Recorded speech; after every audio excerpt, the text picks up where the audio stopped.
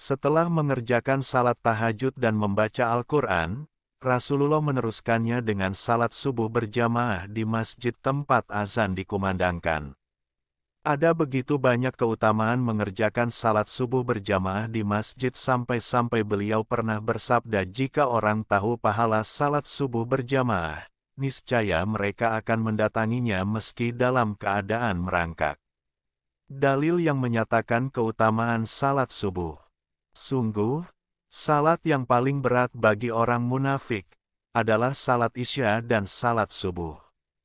Sekiranya mereka mengetahui apa yang terkandung di dalamnya, mereka pasti mendatangi keduanya, sekalipun dengan merangkak. Hadits riwayat Bukhari Muslim. Banyak ulama hadits menilai tentang penjelasan hadits ini, di antaranya bahwa untuk menilai seseorang apakah sungguh-sungguh beriman atau malah munafik, maka dapat dilihat salat subuhnya. Salat subuh merupakan satu di antara salat wajib 5 waktu yang mempunyai kekhususan dan memiliki keutamaan yang luar biasa.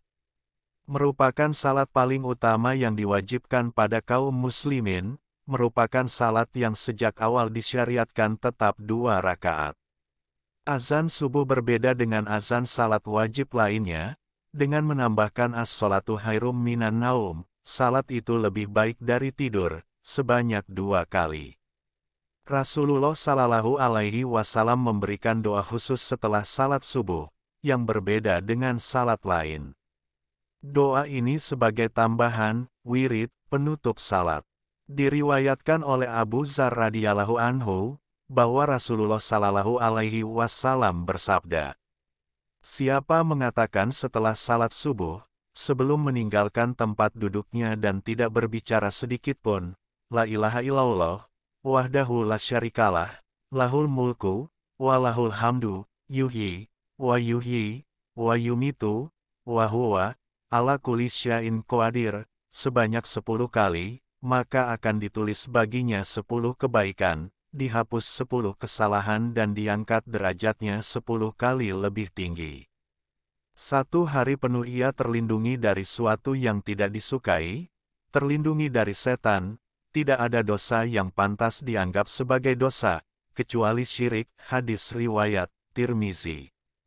Rasulullah Shallallahu Alaihi Wasallam pernah menasehati Muslim bin Harits.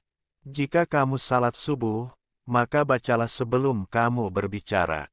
Allahumma, ajirni, minanar, ya Allah, lindungilah aku dari api neraka sebanyak 7 kali. Maka jika kamu mati hari itu, Allah akan menjauhkanmu dari api neraka. Hadis riwayat Abu Dawud dan Nasai. Rasulullah Shallallahu Alaihi Wasallam selalu menyuruh memendekkan bacaan salat, kecuali salat subuh. Abu Barzah al-Islami meriwayatkan bahwa Rasulullah Shallallahu Alaihi Wasallam pada salat subuh membaca 60-100 ayat, sampai sebentar lagi matahari terbit. Hadis riwayat Muslim. Rasulullah Shallallahu Alaihi Wasallam mempunyai bacaan khusus salat subuh di hari Jumat. Abu Hurairah meriwayatkan bahwa Rasulullah Shallallahu Alaihi Wasallam membaca pada rakaat pertama surah As-Sajadah dan rakaat kedua surah Al-Insan. Keistimewaan ini tidak terjadi pada salat wajib lainnya. Salat subuh tidak bisa dikosor dan dijamak. Seperti yang juga kita pahami dari beberapa hadits, pada saat salat subuh inilah pergantian malam dan siang dimulai. Pada saat itu pula malaikat malam dan siang berkumpul dan berganti tugas.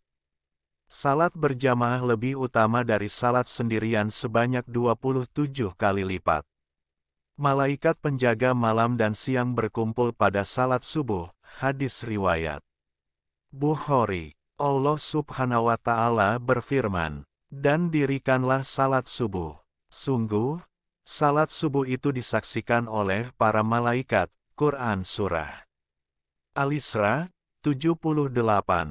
Ada lagi hal utama dalam salat subuh, adalah 2 rakaat salat fajar, salat sunnah sebelum atau qabliyah subuh, yang lebih baik dari dunia dan seisinya. Hadis riwayat Muslim. Rasulullah Shallallahu alaihi wasallam mengistimewakan salat ini dengan menggambarkan bahwa seandainya dunia dan seisinya ini adalah sebuah kebaikan, maka jauh lebih baik 2 rakaat salat fajar yang kita kerjakan. Selain itu pula, salat subuh berjamaah di masjid bisa menjadi penerang pada hari kiamat kelak, seperti yang disabdakan Rasulullah Sallallahu Alaihi Wasallam. Berilah kabar gembira bagi orang-orang yang berjalan di kegelapan menuju masjid untuk mengerjakan salat subuh dengan cahaya yang terang benderang pertolongan pada hari kiamat. Hadis riwayat Abu Dawud, Tirmizi dan Ibnu Majah.